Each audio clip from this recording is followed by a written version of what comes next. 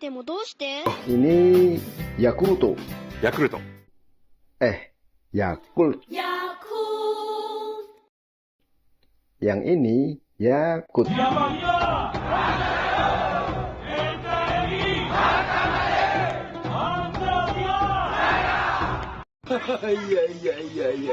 Dengan minum setiap hari, bakteri LKC Shirota strain dapat menekan pertumbuhan bakteri merugikan. Yang satu katanya bisa menjaga kesehatan perut. Jadi cintai ususmu, minum Yakult tiap hari. Yang lainnya barangkali malah bikin mules, sakit perut, dan terkentut-kentut. Loh, kok bisa? Siapa tadi yang kentut? Mau tahu? Makanya tonton videonya sampai selesai biar tidak gagal paham.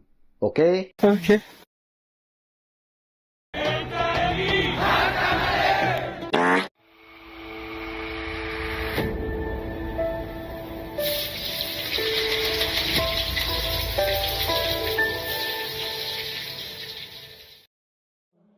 Menghendaki beliau yang kita cintai, kebanggaan pemuda Ansor untuk maju ke panggung kehormatan, memberikan pengarahan dan juga semangat dari yang kita cintai, Haji Yagul Qaulil Qomas. Kami persilahkan. Assalamualaikum warahmatullahi wabarakatuh. Korupsi adalah musuh bersama. Karena itu perlu gerakan bersama dan terpadu dalam membangun budaya anti korupsi. Hal itu harus dilakukan sejak dari keluarga. Penanaman nilai-nilai dan pendidikan anti korupsi dimulai sejak dini. Ini menistayakan peran penting dua institusi utama, yaitu keluarga dan lembaga pendidikan. Keluarga adalah tempat belajar pertama bagi anak-anak atau al-madrasatul ula.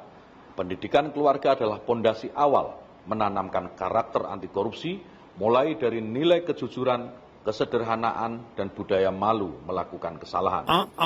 Semua ini membutuhkan keteladanan orang tua hingga terbentuk sebuah budaya. Saya Yaqut Khalil Qomas, Menteri Agama Republik Indonesia, mengucapkan selamat Hari Anti Korupsi Sedunia 9 Desember 2021. Momen ini diperingati sejak Desember 2005 dengan tujuan meningkatkan kesadaran masyarakat terhadap upaya mencegah dan memerangi korupsi. Mari kita bersatu padu membangun budaya anti korupsi. Assalamualaikum warahmatullahi wabarakatuh.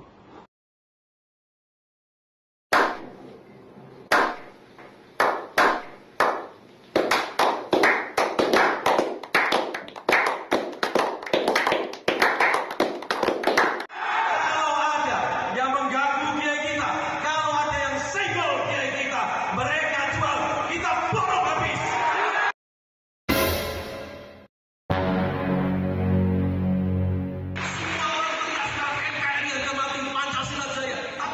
Siapa yang bikin jargon ini? Siapa yang bikin kobaran semangat ini? Kiai NU.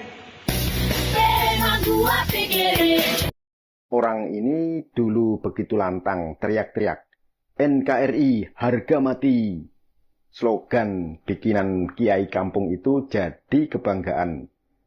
Dia bersama Ansor dan Bansernya merasa paling nasionalis, paling toleran.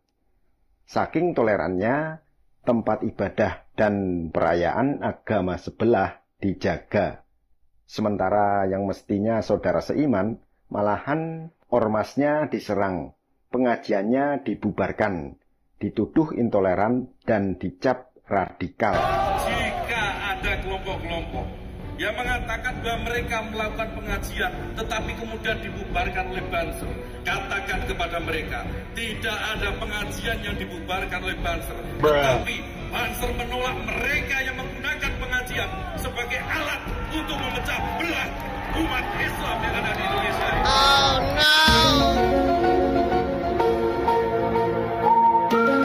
Mereka yang mengganggu negara ini, negara yang didirikan oleh muassis Jamiah Nahdlatul Ulama menjadi khilafah Islamiyah yang tidak memberikan ruang kepada saudara-saudara kita yang beragama berbeda dengan kita. Baca. Mereka bikin khilafah Islamiyah Tidak boleh ada ruang sedikit pun buat kelompok manapun yang menginginkan negara di luar negara kesatuan Republik Indonesia. Kita harus siap berada di garda terdepan. Dari sepak terjang dan prestasinya yang luar biasa itu, akhirnya dia diangkat menjadi Menteri Agama. Bapak Yakut Khalil Qaumas. Beliau adalah tokoh Muslim, Ketua PPGP Ansor, dan akan kita berikan tanggung jawab sebagai Menteri Agama. Setelah menjadi Menteri Agama, lalu muncullah ide konyolnya. Entah belajar sejarah dari mana, bisa-bisanya dia ngomong Kementerian Agama itu hadiah negara untuk NU. Kementerian Agama itu hadiah negara untuk NU, bukan untuk umat Islam secara umum.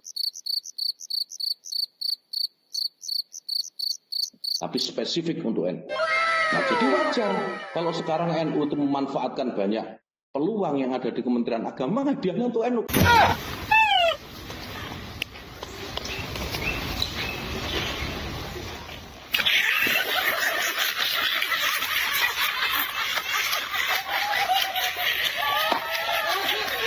Karena Kementerian Agama hadiah untuk NU, mungkin dipikirnya orang NU lebih berhak menjadi Menteri Agama. Dan wajar kalau Menteri Agama yang orang NU itu memanfaatkan peluang-peluang yang ada di Kementerian Agama. Nice. Barangkali kuota haji termasuk peluang yang bisa dan harus dimanfaatkan juga kali ya. Ketika Arab Saudi memberikan tambahan kuota haji, disitulah ceritanya bermula. Dari orasi nasionalisme NKRI harga mati menjadi dugaan drama kuota haji. Tambahan kuota haji adalah angin segar yang menjadi harapan jutaan umat yang antri puluhan tahun. Sekaligus merupakan amanah yang menjadi ujian bagi makna NKRI harga matinya Menteri Agama. Kalau NKRI harga mati, barangkali kuota haji bisa harga nego kali ya, Kut.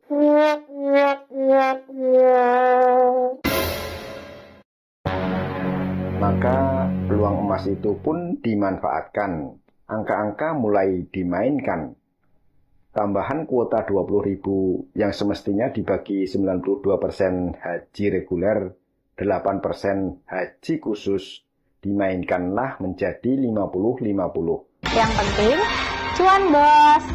Menurut KPK, dari hitungan awal dugaan kerugian negara lebih dari 1 triliun rupiah. Dan akhirnya, sejarah politik Indonesia kembali menghadirkan ironi klasik. Orang yang dahulu rajin menilai kadar nasionalisme orang lain, kini harus menghadapi pertanyaan tentang kadar integritas dirinya sendiri.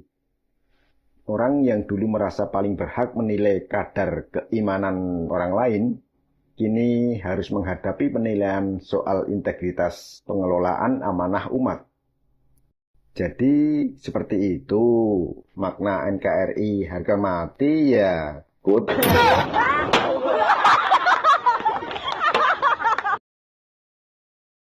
Kalau sudah begitu, barangkali suara kentut seolah terdengar lebih merdu dari orasi orang munafik. Makanya, kalau ada orang munafik sedang pidato, anggap saja suara kentut yang akan berlalu ditiup angin.